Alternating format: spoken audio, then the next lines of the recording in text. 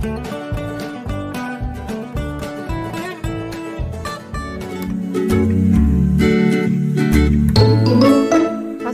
আলাইকুম শিক্ষার্থী বন্ধুরা, তোমাদের সবাইকে আজকের পাঠে স্বাগত জানাচ্ছি। আজ আমরা পড়ব তৃতীয় শ্রেণীর বাংলা বিষয়ের একাই একটি দুর্গ এই গল্পটি। শিক্ষার্থী বন্ধুরা, তাহলে চলো এবার আমরা গল্পটি পড়ি, সেই সাথে অনুশীলনীর প্রশ্ন উত্তরগুলো জেনে নেই। একাই একটি দুর্গ। ৭ই মার্চ ভাষণ দেন জাতির পিতা বঙ্গবন্ধু শেখ মুজিবুর রহমান। ওই ভাষণে তিনি স্বাধীনতা সংগ্রামের ডাক দেন। মোস্তফা কামাল তখন ২৪ বছরের যুবক। বঙ্গবন্ধুর ভাষণ শুনে তার বুক ফুলে ওঠে। এপ্রিল ১৯৭১। পাকিস্তানি হানাদার বাহিনী এগিয়ে আসছে ব্রাহ্মণবাড়িয়ার দিকে। তাদের ঠেকানোর জন্য মুক্তিযোদ্ধারা অবস্থান নিয়েছেন দরুইন গ্রামে। দলে মাত্র ১০ জন সৈন্য। অধিনায়ক সিপাহী মোহাম্মদ মোস্তফা কামাল। ১৬ এপ্রিল ১৯৭১। মোস্তফা কামাল খবর পেলেন পাকিস্তানি বাহিনী কুমিল্লার আখাউড়া রেল লাইন ধরে এগিয়ে আসছে, চাইছে ব্রাহ্মণবাড়িয়া দখল করতে। ১৭ এপ্রিল ১৯৭১। ভোর থেকেই পাকিস্তানি বাহিনী মুক্তিযোদ্ধাদের উপর গোলাবর্ষণ শুরু করলো। মোস্তফা কামাল ভাবতে লাগলেন, এত কম শক্তি নিয়ে ওদের মোকাবেলা করা যাবে না। খবর পাঠালেন জরুরি সেনা সহায়তার জন্য, কিন্তু বাড়তি সেনা এলো না। এমনকি ২ দিন ধরে নিয়মিত খাবারও বন্ধ। চিন্তায় অস্থির হয়ে উঠলেন তিনি। সকলে মিলে আত্মরক্ষা করলেন পরীক্ষার মধ্যে।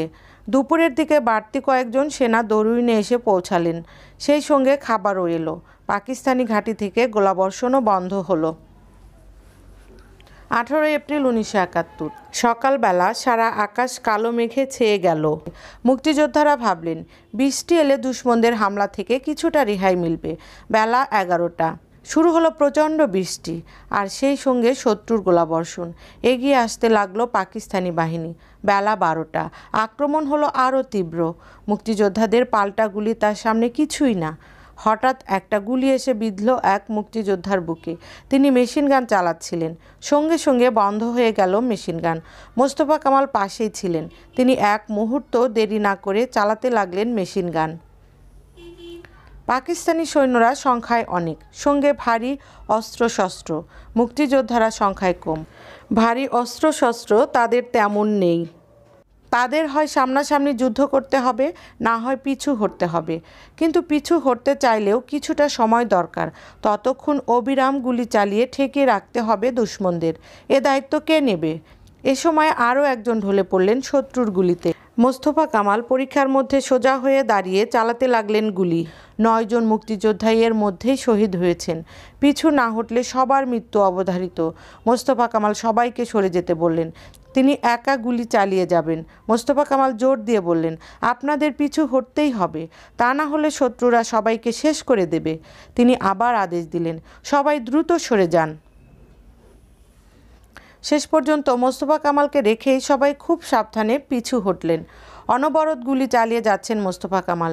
তিনি একাই যেন মুক্তিবাহিনীর একটা দুর্গ। একসময় গুলি শেষ হয়ে গেল। হঠাৎ একটা গোলা এসে পড়ল পরীক্ষার মধ্যে। গোলার আঘাতে তার শরীর ঝাঁঝরা হয়ে গেল। তিনি মৃত্যুবরণ করলেন। দরুইনের মাটিতে সমাহিত হয়ে আছে মোস্তফা কামালের ক্ষত বিক্ষত দেহ।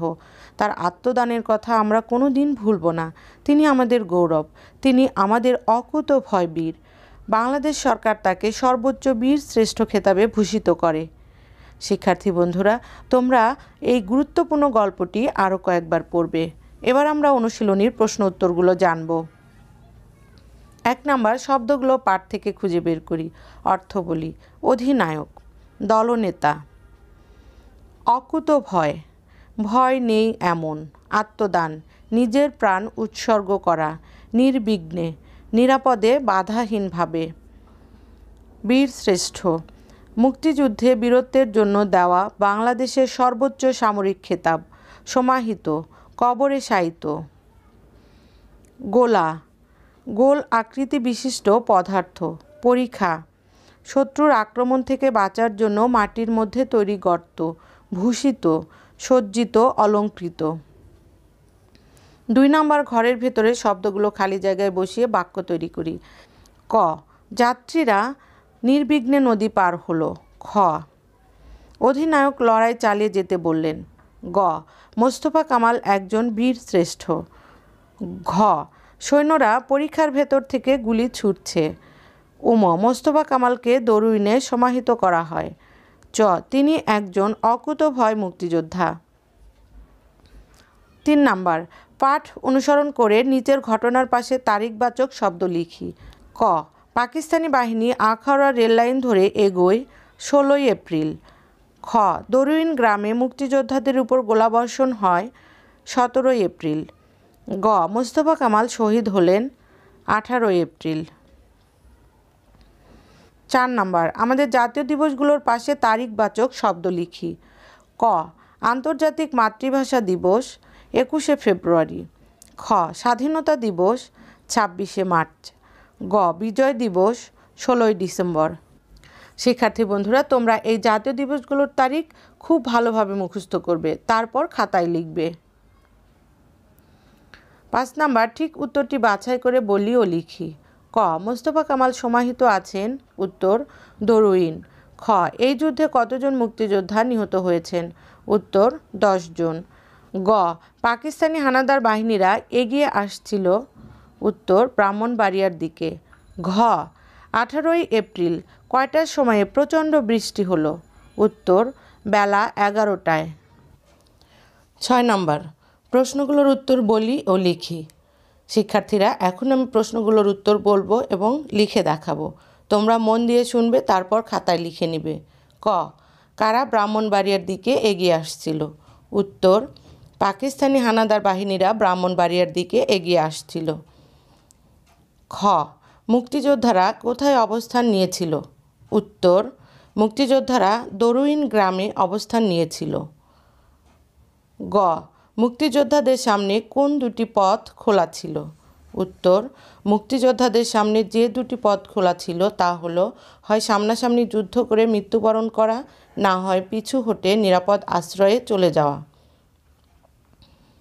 ঘ সঙ্গীদের জীবন বাঁচাতে মোস্তফা কামাল কী সিদ্ধান্ত নিলেন? উত্তর সঙ্গীদের জীবন বাঁচাতে মোস্তফা কামাল সবাইকে সরে যেতে বললেন, আর তিনি সিদ্ধান্ত নিলেন শত্রুকে ঠেকিয়ে রাখতে একাই গুলি চালিয়ে যাবেন। একাই একটি দুর্গ কাকে বোঝানো হয়েছে? কেন? উত্তর একাই একটি দুর্গ বলতে মোস্তফা কামালকে বোঝানো হয়েছে। সঙ্গীদের জীবন বাঁচাতে তিনি অবিরাম গুলি চালিয়ে যাচ্ছেন। তার গুলির তোড়ে শত্রুরা এগুতে পারল না।